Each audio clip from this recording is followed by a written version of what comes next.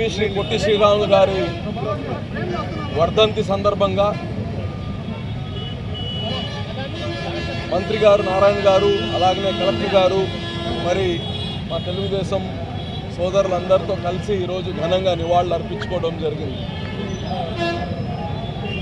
అమరజీవి పొట్టి శ్రీరాములు గారు ఆయన ప్రాణాలు త్యాగం చేసింది పదవుల కోసమో రాజకీయాల కోసం కాదు, ఆత్మగౌరవం కోసం, పేదల యొక్క అణగారిన వర్గాలకి సమాన హక్కు కలిగించడం, గ్రామాలని అభివృద్ధి చేయడం ఆయన యొక్క ఆలోచన. మనం అందరం కానీ మన బిడ్డలు తరాలు గుర్తుండడం కోసం తెలుగుదేశం పార్టీ గతంలో మాట ఇచ్చినట్టుగా చంద్రబాబు నాయుడు గారు కానీ ఆయనకు సందర్భించి 58 అడుగుల స్టాచ్యూని కానీ మంత్రి నారాయణ గారి యొక్క పేపర్ ఇచ్చేస్తారు ఆయన సిఆర్డిఏ దాంట్లో 6.8 ఏకర్స్ ల్యాండ్ కానీ ఇవ్వడం జరిగింది. ఆ విగ్రహం పేరు కానీ స్టాచ్యూ ఆఫ్ సాక్రిఫైస్ పెట్టడం ఎంతో సంతోషం. మరి మనందరం కానీ ఆయన ఆశయాల్ని ఎప్పుడూ స్ఫూర్తిగా తీసుకొని ముందుకెళ్లాలని కోరుకుంటూ సెలవు తీసుకుంటాం. శ్రీరాములు గారి యొక్క వర్ధంతి, ఈ వర్ధంతి సందర్భంగా వారికి నివారణలు అర్పించడానికి ఈరోజు అటు కలెక్టర్ గారు, మాజీ మేయర్ అజీజ్ గారు మరియు అనేక మంది నాయకులు వాళ్ళందరూ ఈరోజు ఇక్కడ ఆత్మకూరు బస్టాండ్ దగ్గర ఉండే ఈ యొక్క స్టాచ్యూ దగ్గర వారికి నివారణలు అర్పించడం జరిగింది.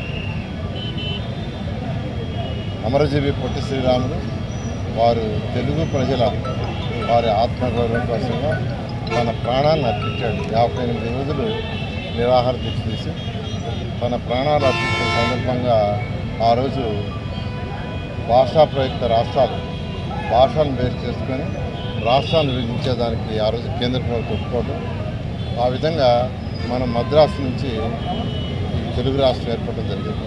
అంతకుముందు అందరినీ మద్రాసీలు అనేవాడు. అలాంటిది ఈరోజు తెలుగు రాష్ట్రాలంటే ఏర్పడిన దానికి కారణం ఈ యొక్క అమరజీవి పొట్టి శ్రీరాములు గారు. అంతేకాకుండా వారు అనేక కార్యక్రమాల్లో ఆ రోజు మహాత్మా గాంధీ యొక్క అడుగుజాడలో నడిచారు. సబర్మతి ఆశ్రమంలో ఎంతో కాలం ఉంటాం. అదేవిధంగా కృష్ణా జిల్లాలో పెట్టిన ఆ యొక్క ఆశ్రమంలో ఈ స్వతంత్ర పోరాటం కోసం వారు ఎంతో కాలం యాక్చువల్గా కృషి చేశారు. అంతేకాకుండా హరిజనులు కూడా దేవాలయంలో ప్రవేశం కావాలని దానికోసం వారు ఉద్యమం చేయటం, ఆ ఉద్యమ ఫలితంగా ఆ రోజు మద్రాసులో ఉన్న కలెక్టర్ గారు ఆర్డర్స్ ఇవ్వడం కూడా జరిగింది. ఇలా అనేక త్యాగాలు చేసి చివరికి తన ప్రాణాలు కోరుకున్న ఈ యొక్క పొట్టి శ్రీరాములు గౌరవమైన ముఖ్యమంత్రి గారు అమరావతి క్యాపిటల్ సిటీలో 6.8 ఎకరాలు ఒక స్మృతివనం కింద నిర్ణయించి ల్యాండ్ అలాట్ చేయడం జరిగింది సిఆర్టీ. దాంట్లో యాక్చువల్గా వారి యొక్క విగ్రహాన్ని 58 అడుగుల ఎత్తు విగ్రహాన్ని యాక్చువల్గా ట్రస్ట్ వాళ్ళు కండక్ట్ చేస్తున్నారు. అది కూడా త్వరలో పూర్తవుతుంది. ఇటువంటి గొప్ప వ్యక్తి ఆయన పుట్టింది మద్రాసులో, కానీ వారి పూర్వీకులందరూ ఉండింది గతంలో ఉన్న కంబైన్డ్ నెల్లూరు జిల్లాలో. అందుకని ఈరోజు యాక్చువల్గా అనేక మంది నాయకులతో కలెక్టర్ గారితో కలిసి ఈరోజు ఆ ప్లేస్ని విజిట్ చేస్తాను. ముఖ్యమంత్రి గారు ఒకటే చెప్పారు, ఆ ఏరియా మొత్తం డెవలప్ చేయాలి, అది ఒక మంచి టూరిజంగా డెవలప్ చేయాలన్నారు.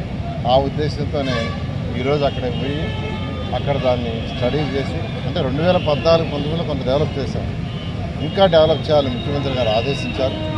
ఈరోజు ఈవినింగ్ విజయవాడలో కూడా 6 గంటలకు యాక్చువల్గా మీటింగ్ ఉంది. యాక్చువల్గా ఖచ్చితంగా ఈరోజు ముఖ్యమంత్రి గారికి చెప్పి ఆ ఏరియాను కూడా వారి గుర్తు కోసంగా దాన్ని డెవలప్ చేయడం జరుగుతుంది.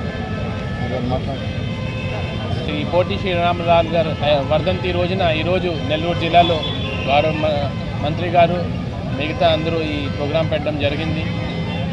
గౌరవనీయులు అమరజీవి పొట్టి శ్రీరాములు గారు లైఫ్ నుంచి మనం ఎంతో నేర్చుకోవాల్సింది ఉంది. అతని ద్వారా చేసిన త్యాగం మనం ఎప్పుడు కూడా మర్చికూడదు. ఈరోజు అడ్మినిస్ట్రేషన్లో కూడా ఆ వాల్యూస్ మనం ముందుకు తీసుకొని రావాలి. బ్యాక్వర్డ్ క్లాస్ కానీ, షెడ్యూల్ కాస్ట్ కానీ, షెడ్యూల్ ట్రైబ్స్ కానీ వాళ్ళ కోసం పని చేయాలి. తర్వాత ఒక మిషన్ మోడ్లో ఒక ప్రజల సేవల కోసం పని చేయాలి. అతని లైఫ్ నుంచి మనం నేర్చుకున్నాము. గత 3-4 నెలల నుంచి కష్టపడి మొత్తం అడ్మినిస్ట్రేషన్ పని చేస్తున్నాయి. ఈరోజు కూడా సాయంత్రం మేము అక్కడికి అతని సొంత ఊరికి వెళ్ళడం జరుగుతున్నాయి. పైన నుంచి గవర్నమెంట్ నుంచి వచ్చిన నిర్దేశాల ప్రకారం ఆ ప్రాంతంని కూడా నారాయణ గారు ఇప్పుడు చెప్పడం జరిగింది. ఒక హాలిస్టిక్ సమగ్ర అభివృద్ధి ఆ ప్రాంతంకి ఎలా చేయాలి, దీనికి కూడా ఒక నివేదిక తయారు చేసుకొని తొందరగా గవర్నమెంట్కి ఇవ్వడం జరుగుతుంది. ఖచ్చితంగా ఈరోజు ఒక మంచి రోజు. మనం అది ఆలోచించేసి ఆ వాల్యూస్ని అడ్మినిస్ట్రేషన్ ఎలా తీసుకోవాలి, ప్రజల కోసం ఎలా పని చేయాలి, ఆ ఆలోచనతో ముందుకు వెళ్ళాలి. ఓకే.